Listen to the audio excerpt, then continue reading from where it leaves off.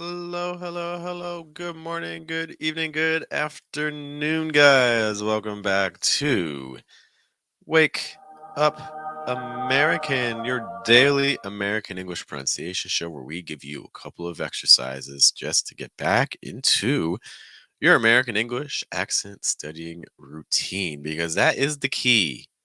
Daily practice. If it's 5 minutes, cool. If it's 10 minutes, cool. If it's 1 minute, that's cool too, but just something, because that's really the key to noticing significant change. So many of the programs we offer are all about just trying to give you access to that daily studying, that's daily ability to look at your accent. So it's great to have you with us to guide you in this process. Hi, my name is Jeff. It rhymes with breath. That's one of the four keys to a natural sound in American English: placement, breath, pitch, and trying to weaken your consonant sounds. We are here to help you in that journey. And today we're going to be talking about another element of contrast. Hello to Emmanuel. Great to see you as always. We talk a lot about contrast, and a lot of times when we talk about contrast, we are referring to differences in pitch. So, for instance, when you go from one thought group to the next, your goal in American English is to really switch your pitch pattern. So, for instance, your goal in American English, your goal in American English is to switch your pitch pattern. So you can hear just like what I did right there, just a range of pitches, right? But that's not the only way you can add contrast. We've talked about other techniques. For instance, another technique we talked about was speed, where maybe some parts of your sentence you say a little faster, and then some parts you say slower. And that's another way you can add contrast to your speech. And that's another key component to helping not only listeners understand you better, but also for being, well, achieving a more natural sound as well. Another component, though, that I want to take a quick look at today is related to volume. That is how loud or how quietly you talk in English, because a lot of English learners, when they're talking, they're kind of staying at a very consistent volume level, which is fine. It's clear for being understood, but once you actually start listening to native speakers more, you're going to notice there's a lot more shifting going on. There's a lot more, oh, wow, like things are getting louder, and then things are also getting a lot softer too.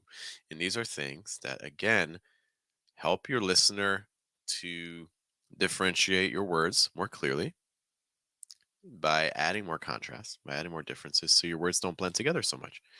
And then it's also nice because it helps you achieve, once more, a more natural sound, which again is the goal if you're watching this stream. So what we have here is we have a couple of different sentences that we're going to take a look at, and we're going to be playing around with volume. And I encourage you to really try to follow along with me as we do these sentences. Try to copy what I'm doing. See if you can match me, not only for volume, but also for pitch and also for speed. And of course, if you have any questions about anything, you can leave them in the chat or post them after the stream is finished. So let's take a look at this very first sentence. So remember our goal. Our goal is to try to increase the range of volume that we're using. So what we could do, maybe that will help, is firstly decide what word we're going to stress in this sentence. There's a couple different options always. One potential option could be do. So if do is going to be distressed, most likely it's going to be the loudest, although stressed words are not always the loudest. Just a note. Again, stressed words are not always the loudest. Okay. So, but in this case, if I make do my loudest word, I might do something like, how'd you do that? How'd you do that? Something like that. Like if I'm just like really surprised or I just don't understand. Like, how'd you do that? How'd you do that? I could also conversely maybe make how into the word where I put the highest volume. Like, how'd you do that? How'd you do that? So again, compare. How'd you do that? How'd you do that? So again, just see if you can copy those differences in terms of volume. And when again, the things you're going to notice is the contrast that this adds. It really creates a lot more separation between the words. How about our second little sentence here? So we have wow, we have that, and we have incredible. Again, there's many different options. The first option is maybe putting a little bit of the loudest on that's. Like, wow, that's incredible. Wow, that's incredible. Notice that we're also kind of playing with speed there too. Like we're really dragging out that, but then we're going a little faster on incredible. So again, wow, that's incredible. That makes you sound like something really impressed you. You could also maybe put the loudest on incredible. Like, wow, that's incredible. Wow, that's incredible. Again, you notice that the wow and that's much quieter in terms of your volume. Let's take a look at our third one. So I would say in this one, we probably have two distinct thought groups, or possibly two distinct thought groups. The first thought group maybe will be like the first time. So I'm going to make the first time my first thought group, and then wasn't that great. I'm going to make that my second thought group. Okay. I'm going to go louder on the first thought group, and then I'm going to go quieter on the second thought group. Let's see what that sounds like. The first time wasn't that great. The first time wasn't that great. Do you hear again that first half much louder? The first time, and then the second half much softer and quieter. Wasn't that great? Wasn't that great?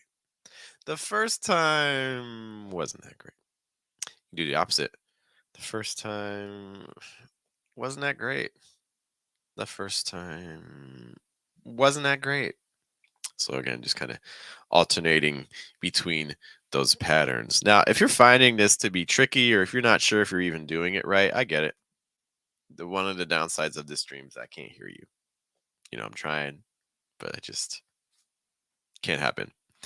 So I do want to say that I do have a solution for you if you're looking for a solution to that and you want to get feedback from an actual coach.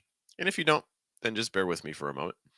We have a pronunciation group on Telegram where basically every single day members can send me a group of words.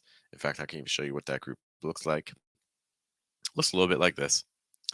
And people can send in their words and their phrases and things like that. And I give them feedback. Every day, we also give a new challenge, new groups of words or sentences to say. And students can then reply. So they have a model. So that way you have like some practice. You be like, okay, so this is how a native speaker might say that. And then you can try to copy that. And then you get feedback from me, and you get feedback from my assistant coach, whose name is Lenore, who's great. What we do, again, all you need to do is go to fluentamerican.com/telegram. A quick note, this is wrong. This needs to be 4 spots. Someone just joined. So we have 4 spots left at this current price point. If this sounds like something you are interested in, join it soon because these spots are limited before the price changes. And I doubt you want to pay more for something if you really want it. So check that out again at fluentamerican.com/telegram, because I would love to hear you and let you know if you're using these techniques appropriately. Or I see Emmanuel has voiced a valid concern. Question. Don't run into overstressing issues, or just find this context. Depends on context. Always depends on context. You know, it always depends on what you're talking about. But I think if you really start listening to native speakers, you're going to hear that. So, for instance, what I just did right there, if you start listening to native speakers, you're going to hear that. You know, so some of this is also kind of tied into pitch. In general, it's easier to go softer on lower pitches than higher pitches. But I would encourage you, if you're watching like movies, if you're watching shows, if you're watching dramas, you're going to hear this sort of volume stuff all the time. And it's something that, again, a lot of people who learn a language aren't necessarily paying attention to, but it is a component that can add a lot of helpful contrast to your speech. You don't want to say everything at the same volume. Not the goal. Let's take a look at our next one here. So we lost by, and then how much. Okay. So if I want to show surprise, I might put a lot more volume emphasis on the how much part. So for instance, we lost by how much? We lost by how much? You hear again the how much just a little bit louder than the we lost by. Like we lost by how much? We lost by how much? Another advantage of that sort of play with volume is it just allows your stress parts to really pop off more, or the part where you go louder, that's just going to really draw a lot more attention. which can be used ineffectively. As Emmanuel noted, it can lead to something that ends up sounding overstressed. But when done appropriately, it actually makes you sound more natural. So as always, there's a balance component to this. So again, we lost by how much? Like if someone tells you to score to a game and you're just like double checking. You're like, wait, I can't believe that. What? And our last one, let's express maybe a little bit of frustration here. So someone doesn't want something on the table. So maybe we'll put the loudest word on table. It's like, no, don't put it on the table. No, don't put it on the table.